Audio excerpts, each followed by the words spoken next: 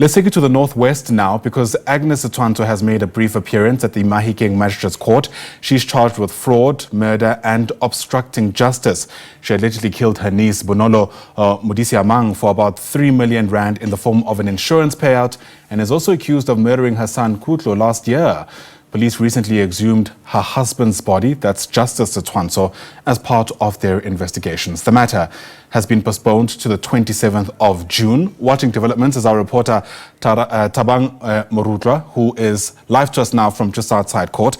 Thabang, get us a sense of why the matter was postponed in a context, of course, where there's still so many unanswered questions about the extent to which Agnes Setshwantsho was involved in the deaths of her relatives.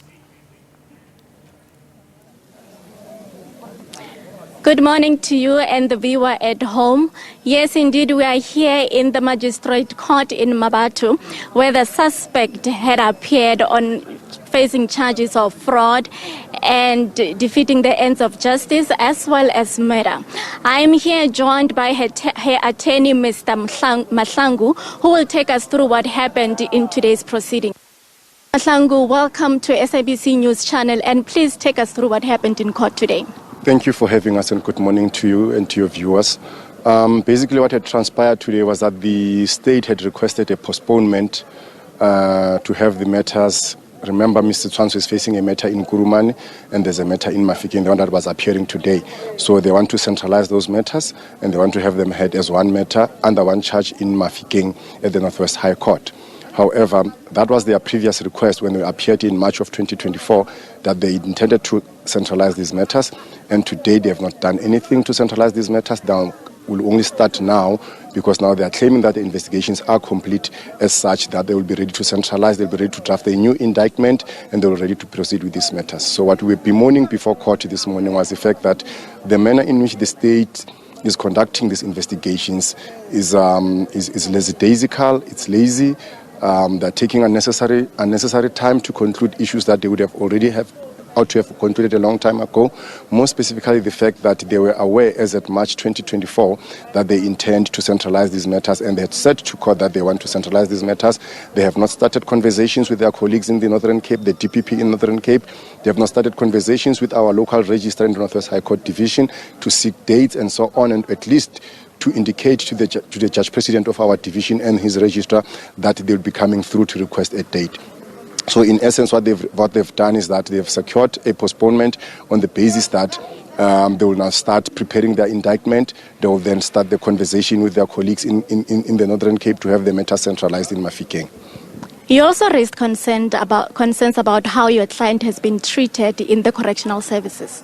Well, I have instructions that on Thursday last, my client was assaulted by one of the inmates.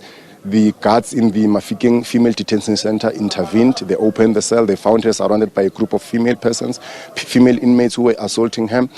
She was bleeding through her right ear. She had requested medical attention, and to date, it's Wednesday, 6 days after the actual assault or incident, and she has not received medical attention. And we've bemoaned the fact that, again, that when she's transported to Kurumane, she's treated in the most inhumane manner. She's not permitted to relieve herself. At one instance, when she was made to appear in Kurumane, she had to relieve herself in the vehicle whilst the vehicle was moving because she was refused that attention, or at least to have to relieve herself. So we are raising this issue with this court and requesting the court to then impress on the state that in treating Ms. Setshwantsho, knowing that she's an accused person, she's a detained person, that does not necessarily mean, therefore, that they ought to treat her differently from any other person. From any other detained person, that is. Okay. You also raised concerns about the case prolonging longer than it should in terms of it being transferred to the Northwest High Court. Well, in terms of our previous Chief Justice had set norms and standards to say that one of the norms and standards was to the effect that matters appearing in the lower court but were to be adjudicated upon in the High Court or in a different jurisdiction, a higher jurisdiction, ought not to spend a period exceeding 6 months, and I'm paraphrasing, exceeding 6 months for them to go to the court where they are going to be heard. In this instance, the 6 months has passed. We are already in 6 months and a week already, and the state is not ready. The matter has not been transferred. The investigations are only completed now, we are told, which is something that I do not believe. I'll have to wait and see whether these investigations are completed, and I've made this point to court.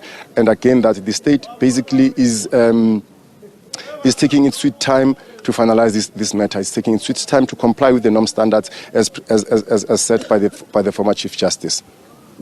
Mr. Mahlangu, thank you very much for your time. Thank you for having us. Well, there you have it. That was the defense for the accused, Mr. Nhlanhla Mahlangu. Therein, they're raising concerns about the state playing delayed tactics in terms of concluding this matter.